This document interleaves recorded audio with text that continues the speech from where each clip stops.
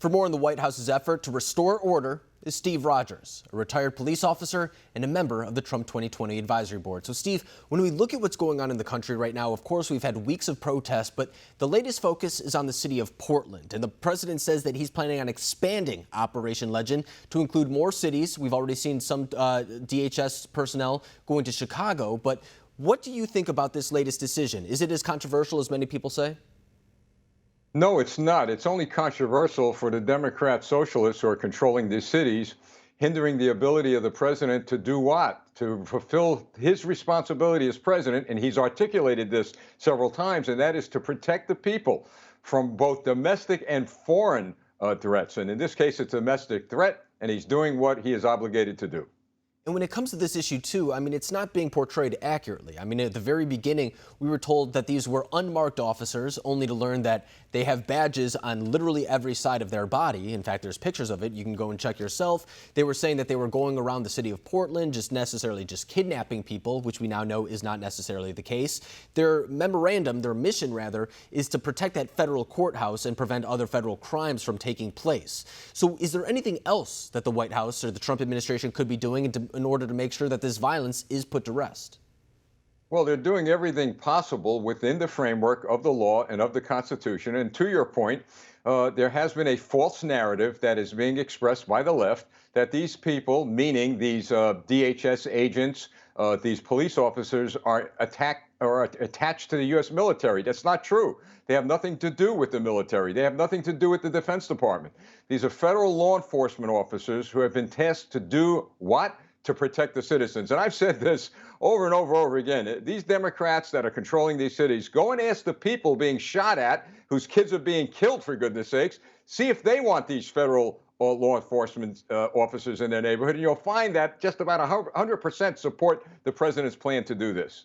And it's not just people in the community either who are necessarily feeling the wrath of these things, that being the people, as you mentioned, who are the victims of violence, those who are seeing their small businesses be destroyed in these inner cities. It's also the other people in the community. I mean, there's a reason why that these are limited to a couple thousand people, and it's because what is happening is not representative of the greater community. If that was the case, we'd be seeing the entire city of Portland out on the streets instead of just a couple thousand people who want to burn down a courthouse.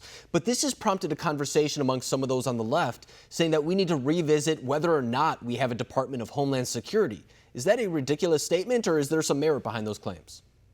Look, absolutely no merit to revisit what is going on with the Department of Homeland Security. But here's what the left and what the socialists and the Democrats are not talking about.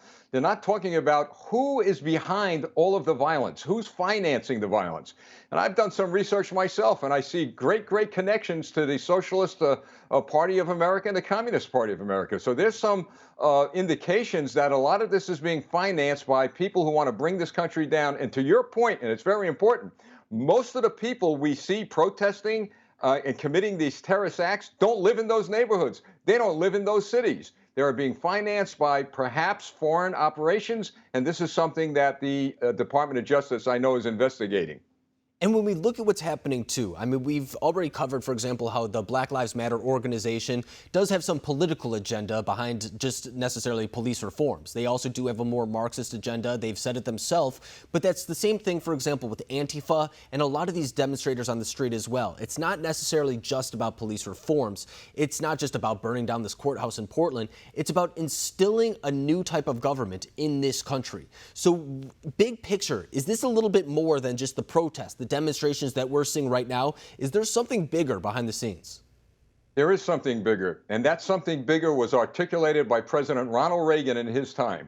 When there were problems like this going on with the Communist Party, Ronald Reagan said, look, we, the American people, may think that we're not at war with these people, but they believe they are at war with us, and they're looking to take this country down. It no longer has anything to do with racism or their idea of police brutality. It has everything to do with taking this country down. This is why President Trump is doing what he is mandated to do, and right now it's becoming very effective. I just wish, to be frank with you, that more Republicans would publicly stand with the president on this mission to save our country. And that last point is an important one, too. I mean, you bring up the idea that these people on the streets, and as well as some Democratic elected officials as well, they are willing to burn down the entire system in order to instill what they believe. And it's something, to some degree, you have to give them credit for. They're out there fighting for it. They're willing to do it. But they're not matched with that same intensity by those on the right who want to instill the America that they believe in. A lot of times they're rolling over, especially on this issue right now. And, I mean, we've been talking throughout this program, actually, that the left is winning this war in a lot of degrees, especially when it comes to the culture war, because Republicans are unwilling to stand up to them at this very time. We hear it from several people, and I think it's something that they do need to take action on if they want to have a voice in this fight. But Steve Rogers, I appreciate you coming on, breaking down what's happening in Portland. Thank you.